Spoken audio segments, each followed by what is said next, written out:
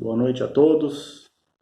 É um prazer estarmos reunidos mais uma vez para esta palestra online da nossa Casa Espírita Aprendizes do Evangelho. Que a paz de Jesus esteja conosco por mais esta noite. Hoje teremos a continuação do capítulo 23 do Evangelho segundo o Espiritismo, na exposição do nosso querido amigo Seu Hilário, a quem já agradecemos de antemão pelo seu esforço, por sua dedicação em nos trazer mais esse importante tema da doutrina espírita para o nosso aprendizado, para o nosso entendimento. E muitas vezes, a gente pode estar lendo os ensinamentos do Evangelho e não compreendendo na sua totalidade. E com certeza o Hilário vai explicar muito bem essa passagem do Evangelho para a gente. Agradecemos a todos os expositores pela dedicação, por estarem fazendo esse trabalho desde suas casas, nos trazendo a exposição das palestras e desses temas importantes da doutrina espírita. Então, com vocês, a apresentação do Seu Hilário. Uma boa noite a todos e que possamos estar novamente juntos na próxima semana, se Deus quiser. Amados irmãos, boa noite, mas boa noite mesmo, que Jesus nos abençoe. Mais uma vez estamos reunidos para uma noitada de estudos, de preces, de reflexões, de ensinamentos, sempre relembrando os ensinos de Jesus, à luz da doutrina espírita, que desenvolve, completa, amplia e apresenta de forma muito clara aquilo que o Mestre falou de uma forma geral, por meio de parábolas, ou até mesmo com expressões mais chocantes, mais contundentes, e que muitas vezes suscitam dúvidas nas cabeças das criaturas.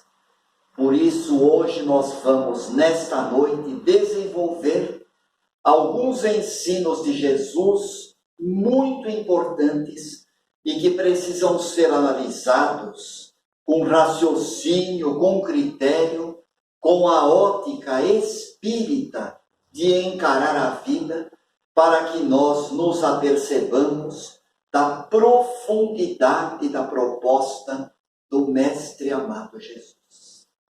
E hoje nós temos nesta noite o capítulo 23 do Evangelho segundo o Espiritismo. E este capítulo tem um título sugestivo: Moral Estranha. Muitas vezes, meus irmãos, quando nós lemos este capítulo pela primeira vez, e quando nos defrontamos com certas passagens do Evangelho, que nós vamos analisar hoje, nós ficamos assustados. E é muito comum passar pelas nossas cabecinhas algumas indagações, quais sejam: que moral é esta? O que será que o Cristo quis dizer com estas palavras? Será que agora nós temos de abandonar pai, abandonar a família, abandonar mãe, abandonar irmãos e filhos para seguir Jesus?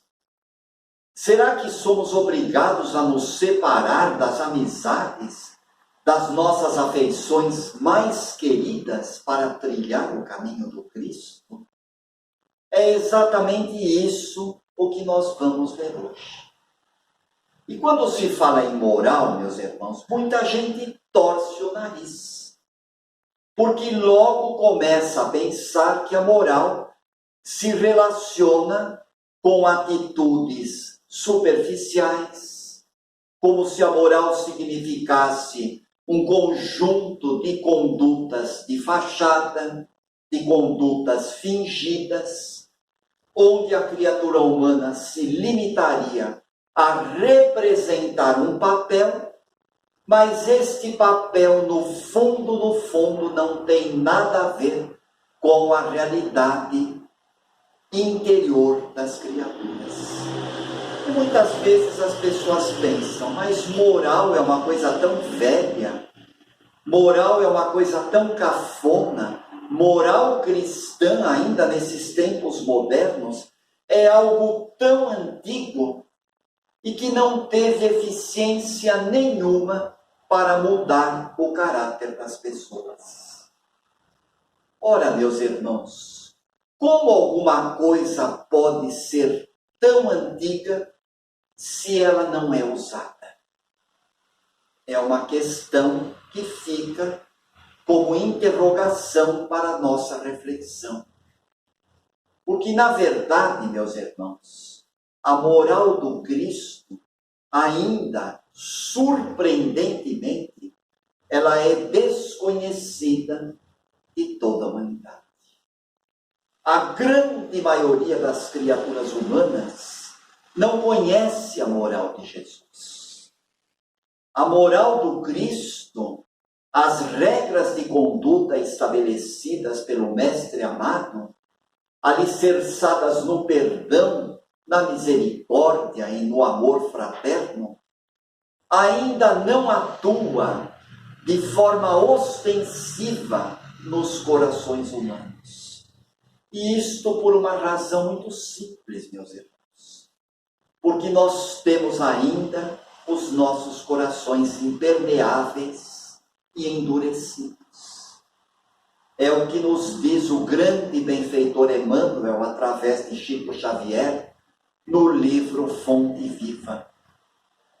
Nós temos os nossos corações ainda muito endurecidos, muito distanciados dos ensinamentos de Jesus. E o que foi, meus irmãos, que Jesus nos ensinou? A proposta de Jesus é muito clara. É uma proposta de iluminação interior. É uma proposta de pacificação do nosso coração. Para que nós aprendamos a nos fortalecer por dentro e conseguir, à custa dos nossos próprios esforços, a felicidade tão almejada, a felicidade tão sonhada. E a moral ensinada pelo Cristo é condição fundamental, é condição sine qua non para conseguirmos esta felicidade tão desejada. O Cristo, meus irmãos, ele só nos ensinou a ser humildes, ele só nos ensinou a ser castos. E a castidade aqui, meus irmãos, se refere à sinceridade, à pureza de coração, à simplicidade de coração. O Cristo nos ensinou a perdoar as injúrias recebidas, nos ensinou a sofrer perseguições por causa do Evangelho, por causa da justiça. Enfim, meus irmãos, o grande código de conduta do Cristo está baseado nos bens da alma, nas coisas do espírito, na evangelização das criaturas. E nós vamos encontrar, meus irmãos, a fala do Cristo, catalogada pelo evangelista Mateus, no capítulo 19, verso 29, quando ele diz assim: todo aquele que por amor ao Evangelho abandonar seu pai, sua mãe, sua casa, seus filhos, seus irmãos, suas irmãs, suas terras, suas fazendas, receberá a 100 e herdará a vida eterna. E numa outra passagem, meus irmãos, catalogada pelo evangelista Lucas, no capítulo 18, versos 18 a 20, nós temos o seguinte: Pedro diz para Jesus: Mestre, nós deixamos tudo e te seguimos. E agora, o que nós vamos fazer? E Jesus então responde: Na verdade, eu te digo que não existe ninguém que não tenha deixado, por causa do reino de Deus, seu pai, sua mãe, seus filhos, seus irmãos, suas coisas neste mundo, e não tenha ganhado, logo nesta vida, muitos outros bens, e no século futuro, a vida eterna. E numa outra passagem, meus irmãos, catalogada pelo evangelista Lucas, no capítulo 9, versos de 61 a 62, um dos discípulos diz a Jesus: Mestre, eu te seguirei por onde fores. Mas primeiro eu vou pedir que o Senhor me dê licença para que eu possa ajeitar os bens que eu tenho neste mundo. Depois eu volto para seguir o Senhor. E Jesus então dá uma resposta contundente, dizendo para o rapaz: Em verdade eu vos digo, todo aquele que coloca a mão no arado, mas olha para trás, não é apto para entrar no reino de Deus. Essas passagens, meus irmãos, elas estão todas no Evangelho segundo o Espiritismo, e em seguida Kardec dá a explicação, deixando bem claro, meus irmãos, que Jesus aqui nos ensina que acima de todos os negócios materiais, acima de todas as coisas deste mundo, estão os bens da alma, está a vida futura. Jesus não está, meus irmãos, obrigando nenhum de nós a deixar de lado a família. Até porque, meus irmãos, se Jesus estivesse pedindo para que nós fizéssemos isso, ele estaria se contradizendo. Ele que nos ensinou a honrar pai e mãe, como é que agora ele pede para que nós abandonemos a família? Então ele nos alerta aqui, meus irmãos, para a realidade da vida espiritual. Por mais próspera que seja a vida material de cada um de nós, por mais que nós tenhamos desenvolvimento nos vários campos do conhecimento humano, acima de todas as conquistas materiais está o caráter das criaturas. Está o interior, está os nossos corações. Então Jesus chama atenção para que os interesses da vida espiritual predominem acima de tudo, por mais próspera que seja a nossa vida material. É muito importante, meus irmãos, a vida material, não resta nenhuma dúvida. É muito emocionante, é muito lindo, e isso realmente existe, meus irmãos, numa proporção muito maior do que nós imaginamos. Famílias que se entendem, famílias cujos membros se gostam, famílias cujos membros estão frequentando a casa espírita, estão realizando o evangelho no lar, estão fazendo o seu trabalho de sublimação interior. E muitas famílias, meus irmãos, cujos membros se detestavam, se agrediam, se violentavam, hoje, meus irmãos, à luz do evangelho no lar e com a frequência à casa espírita e assistindo os trabalhos espirituais de forma virtual, que é o que nós podemos disponibilizar neste tempo de pandemia, muitas famílias estão se reconciliando, estão se dando muito bem e fazendo grandes conquistas no solo da alma, trabalhando o arado da responsabilidade, o arado do trabalho, o arado do perdão.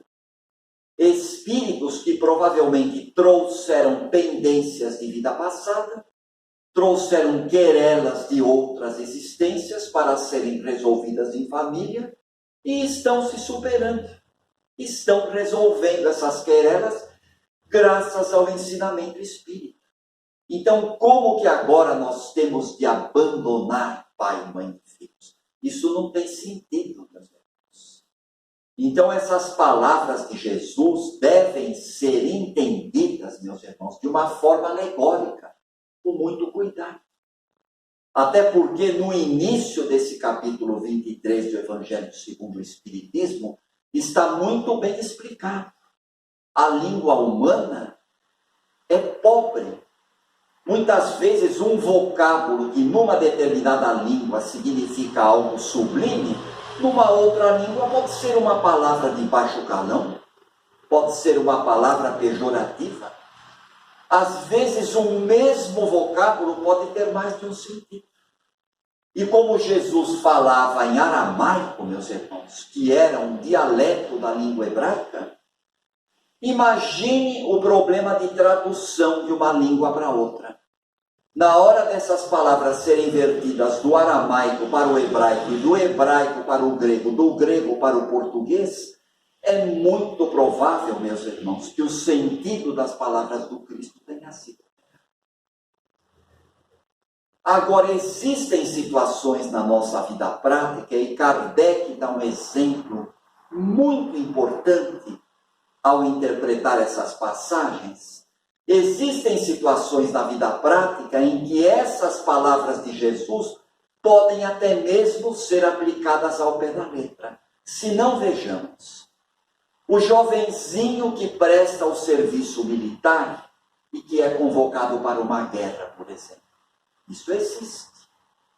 Este que vos fala, por exemplo, teve casos na família, onde nossos tios, quando tinham 18, 19 anos, foram convocados para participarem de guerras.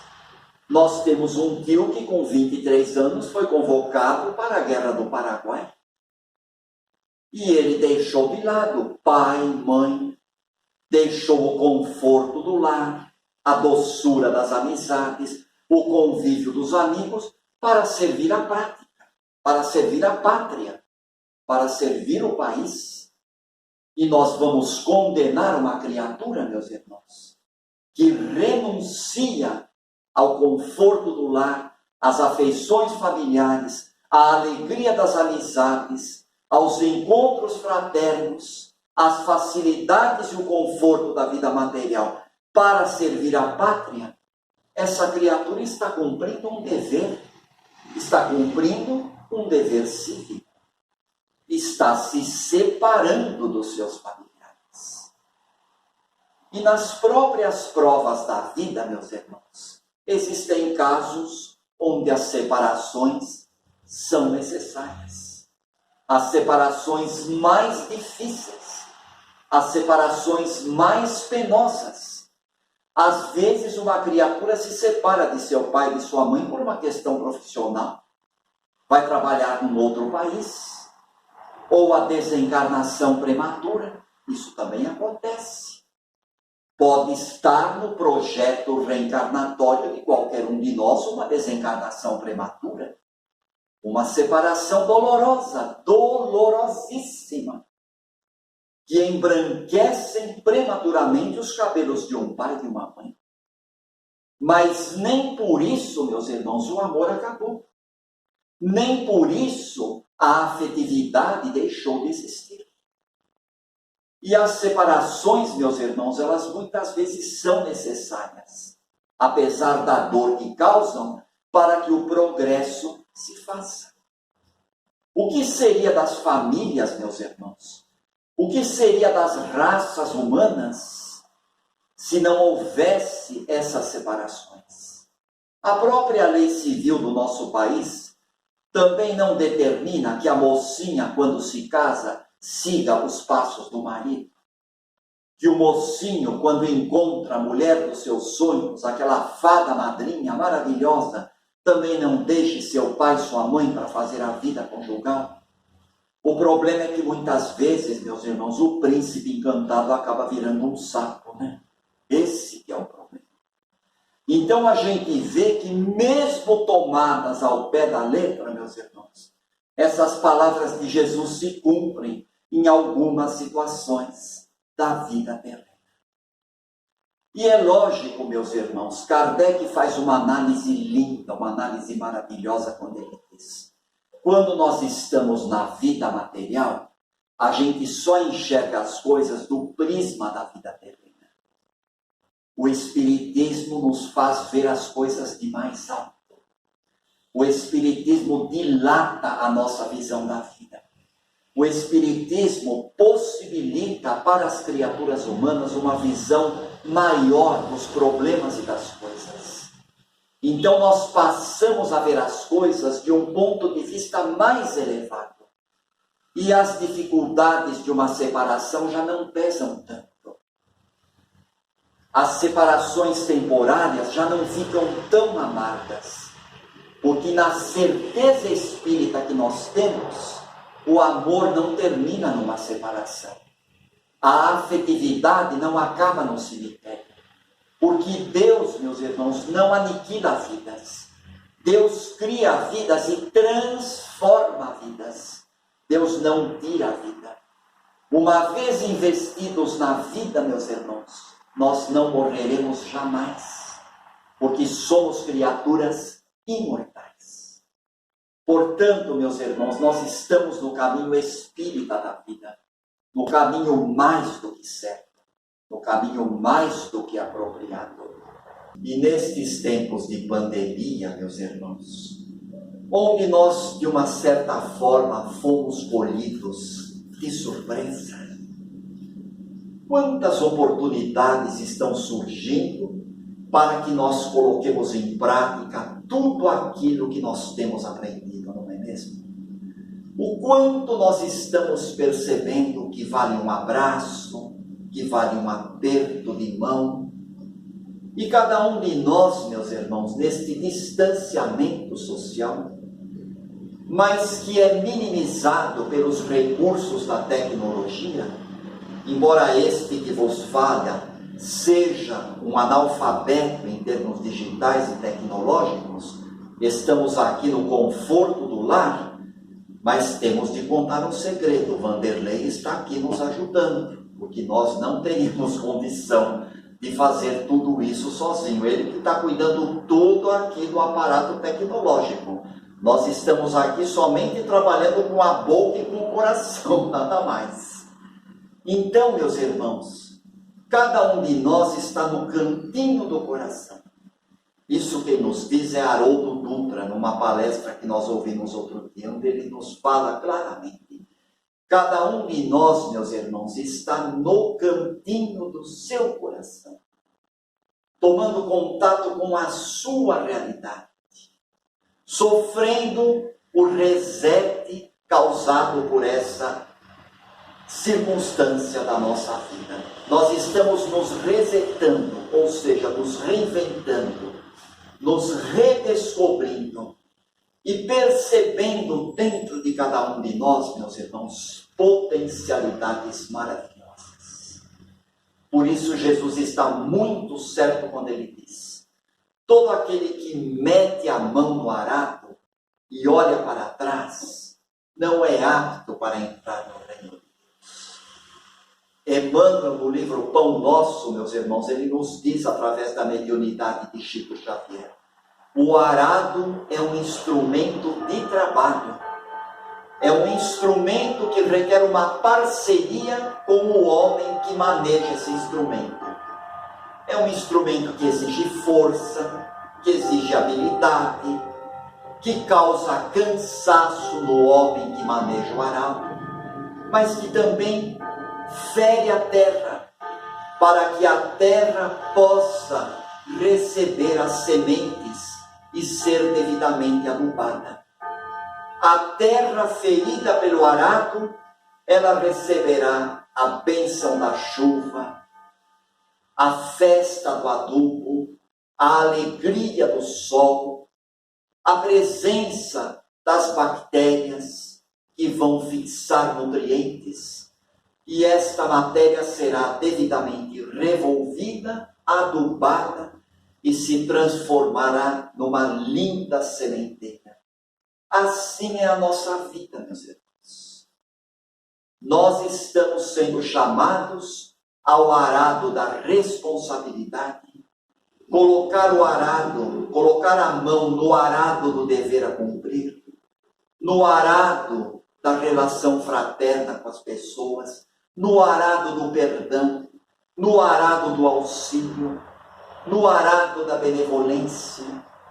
E desta forma, meus irmãos, é que nós vamos entendendo que na terra do nosso coração nós vamos produzir verdadeiras sementeiras de luz, de perdão, de amor, numa verdadeira fartura espiritual. E quantas vezes, meus irmãos, há quantos milênios as misericórdias de Deus têm pousado sobre nós e nós nem nos demos conta disso. Há quantos séculos o sol do amor de Jesus tem nos inundado, mas nós temos preferido a escuridão. Nós temos abraçado as trevas. Nós temos assinado embaixo de reencarnações dolorosas. Por isso, vamos ficar sempre com a mão no arado, sempre em contato com o arado do trabalho, para que assim nós possamos adubar a terra do nosso coração e que quando chegar o tempo da colheita, meus irmãos, nós tenhamos alimento na mesa da alma e fortificação para os nossos corações, porque como diz o salmista Davi, o Senhor fará germinar o trigo, o Senhor fará crescer a planta, porque Ele domina a terra, o mar, a floresta, os ventos e tudo o que existe. E Ele proporciona para os seus filhos o maná, o alimento que vem do céu, o alimento que cresce da terra, mas que é fortalecido pelo sol, pela chuva e pelos recursos da misericórdia celeste. A moral cristã, meus irmãos, não é velha, não. A moral cristã é tão antiga quanto o mundo, mas ela não é velha, ela não é cafona, ela é mais moderna do que se pensa. Se ela ainda não produziu os efeitos devidos, meus irmãos, não é porque a moral do Cristo é fraca, é porque os corações se endureceram. É porque as criaturas deram preferência para o pragmatismo e para uma vida materialista. Mas hoje, meus irmãos, o Espiritismo, como um verdadeiro trator, apresentando o arado da vida, lavra a terra dos nossos corações, para que sejamos adubados e fortalecidos pela misericórdia do alto e pelo sol maior que é Jesus de Nazaré, com a religião mãe que é o Espiritismo, a religião do amor, a religião da vida. Que Jesus nos abençoe, meus irmãos. Muito obrigado por tudo e que nós continuemos firmes, transformando esses tempos de isolamento social em semeaduras de paz e de amor, para que no tempo de Deus, quando nós houvermos aprendido tudo o que precisávamos aprender com esta pandemia, estaremos preparados como novas pessoas para a colheita dos bens da vida. Que Jesus nos abençoe. Graças a Deus.